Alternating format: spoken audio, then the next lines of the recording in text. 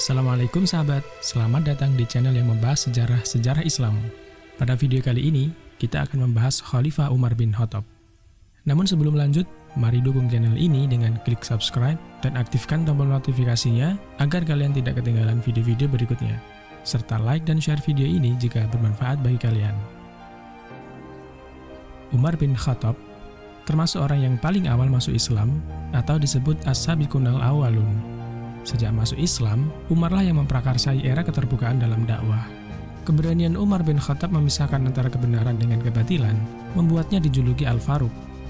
Sementara di masa jahiliyah, Umar termasuk orang yang berpengaruh di Quraisy. Beliau sering diutus untuk menjadi duta bagi suku-suku Quraisy yang berselisih. Di masa Khalifah Abu Bakar, Umar bin Khattab adalah sahabat dan penasehat terdekat sang khalifah.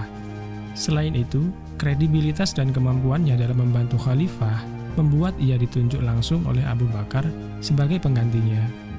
Ia dijuluki Khalifah Rasulullah yang artinya pengganti dari pengganti Rasulullah. Namun julukan ini akhirnya berubah menjadi Amirul Mukminin.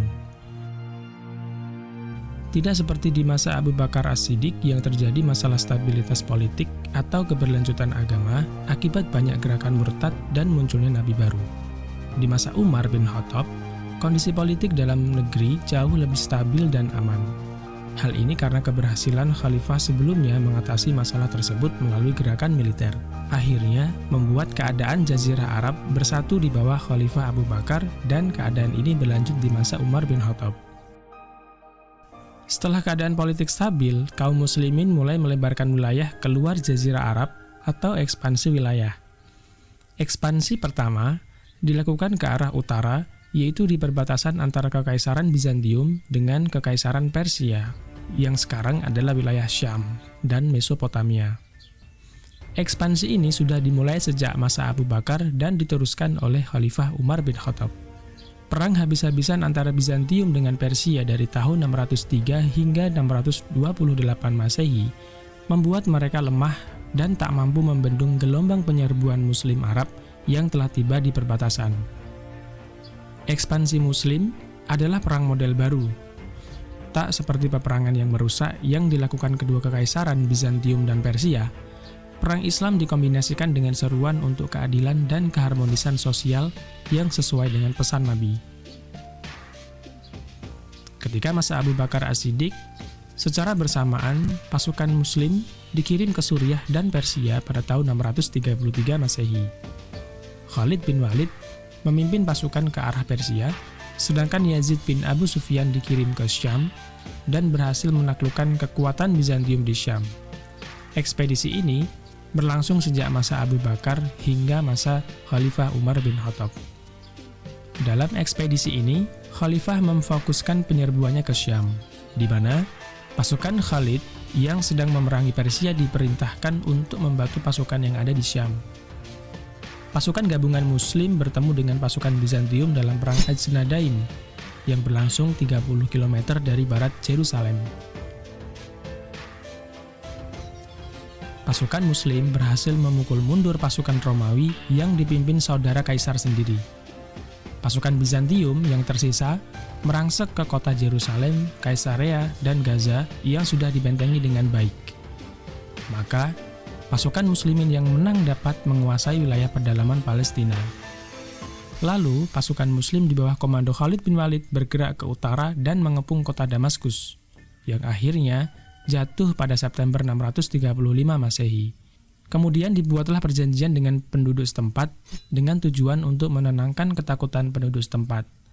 Dalam perjanjian tersebut, Umar menjanjikan bahwa hidup, harta, dan agama mereka akan dilindungi dari gangguan selama membayar jizyah atau upeti kepada pemerintahan Islam. Kehilangan Damaskus menyebabkan Kaisar Bizantium mengumpulkan kekuatan yang besar. Pasukan Heraklius menyusul pasukan Muslim ke Yarmuk pada musim panas tahun 636 Masehi. Pasukan Bizantium jauh lebih banyak dan lengkap persenjataannya. Namun, pasukan Muslimin yang sudah biasa berperang di medan yang sulit dengan mengejutkan berhasil mengalahkan pasukan Bizantium yang menurut riwayat Tobari jumlah pasukan muslimin sebanyak 24.000 melawan 200.000 pasukan Bizantium. Kaisar Heraklius dipaksa mengakui kekalahan di Yarmouk. Kota-kota di seluruh Syam satu persatu jatuh ke tangan muslimin, semuanya mendapatkan perjanjian seperti halnya di Damaskus. Pada tahun 638 Masehi, penaklukan Syam selesai. Dalam beberapa tahun, Syam berubah menjadi provinsi kekhalifahan Islam yang baru tumbuh. Dan diangkatlah Muawiyah bin Abu Sufyan menjadi gubernur di sana. Bagi kekaisaran Bizantium, kehilangan Syam ibarat menjadi kartu domino pertama yang jatuh pada akhir kemunduran penerus kekaisaran Romawi tersebut. Setelah jatuhnya Syam ke tangan kekhalifahan Islam, ekspansi berlanjut ke wilayah Mesir yang relatif cepat ditaklukkan pada tahun 642 Masehi. Dalam kisah peperangan di Syam, terdapat cerita menarik, yaitu pencopotan Khalid bin Walid sebagai panglima tertinggi oleh Khalifah Umar bin Khattab dan digantikan oleh Ubaidah bin Jarrah. Pencopotan Khalid bin Walid ini sangat mengejutkan bagi kaum muslimin. Namun, Khalifah Umar bin Khattab memiliki alasan yang luar biasa, di mana Umar berniat mengingatkan pasukan Islam bahwa Allah lah yang menjadi penyebab kemenangan mereka, bukan Khalid. Memang, Khalid merupakan jenderal perang yang belum pernah terkalahkan selama mengikuti peperangan. Selain itu, ketika penaklukan Yerusalem, Uskup Agung Sopronus, seorang Arab Kristen yang menjadi salah satu tokoh terkemuka gereja Yunani di Yerusalem, menolak menyerahkan Yerusalem kecuali langsung oleh Umar bin Khattab. Mendengar kabar tersebut, Umar bin Khattab berangkat dari Madinah ke Yerusalem. Umar bin Khattab berangkat dengan berkendara keledai dan ditemani pengawal. Sopronus kaget dan takjub melihat Umar bin Khattab, salah satu penguasa besar di muka bumi kala itu, hanya mengenakan pakaian sederhana yang tidak berbeda jauh dengan pengawalnya. Umar bin Khattab diajak mengelilingi Yerusalem. Ketika waktu sholat telah tiba, Sopronus mempersilahkan Umar sholat di gereja, namun Umar menolaknya. Umar khawatir kalau seandainya ia sholat di gereja tersebut, umat Islam akan merubah gereja menjadi masjid. Kemudian Umar sholat di luar gereja. Lalu, tempat ia sholat dibangunlah Masjid Umar bin Khattab. Setelah Syam jatuh, fokus perhatian khalifah kembali ke Kekaisaran Sasanid atau Kekaisaran Persia yang hampir terlupakan sejak Khalid bin Walid diperintahkan memindahkan pasukan ke Syam. Umar menunjuk Sa'ad bin Abi Waqqas untuk memimpin pasukan muslim ke Mesopotamia tersebut. Meskipun awalnya mengalami kekalahan akibat tak mampu menghadapi pasukan gajah, bala tentara Sa'ad bin Abi Waqqas mampu mengalahkan pasukan Persia pada Perang Qadisiyah pada akhir tahun 636 Masehi. Perang ini membawa rampasan yang banyak ke Madinah untuk dibagikan sesuai dengan hukum Islam. Perang ini juga membuahkan kekalahan sementara bagi pasukan Sasanid. Setelah pertempuran ini, pasukan muslim terus mendesak masuk dengan cepat sampai ke ibu kota Persia, yaitu Madain atau Ctesifon.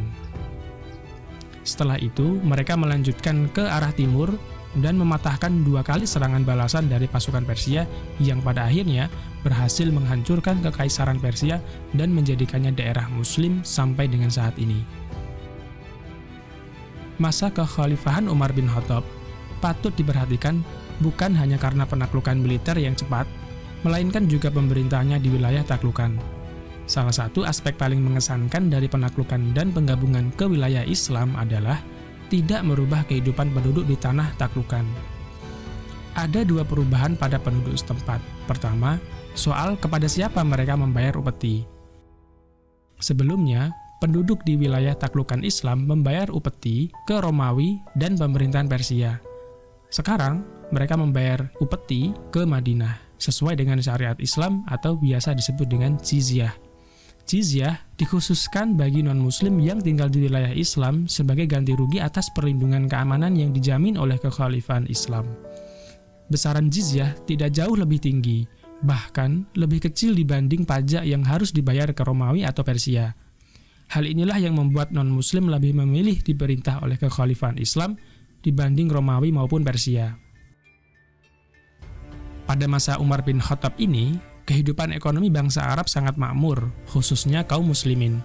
Harta rampasan perang dikelola oleh Baitul Mal yang didirikan Khalifah Umar untuk kepentingan umat. Baitul Mal adalah lembaga pengelola keuangan pada masanya. Selama 10 tahun, 6 bulan, 4 hari memerintah kekhalifahan Islam, Umar bin Khattab telah mengubah negara Islam muda menjadi sebuah kekuatan besar di tanah Arab. Ekspansi cepat dibarengi dengan stabilitas sosial, membuktikan kemampuan Umar bin Khattab sangat luar biasa sebagai administrator dan pemimpin.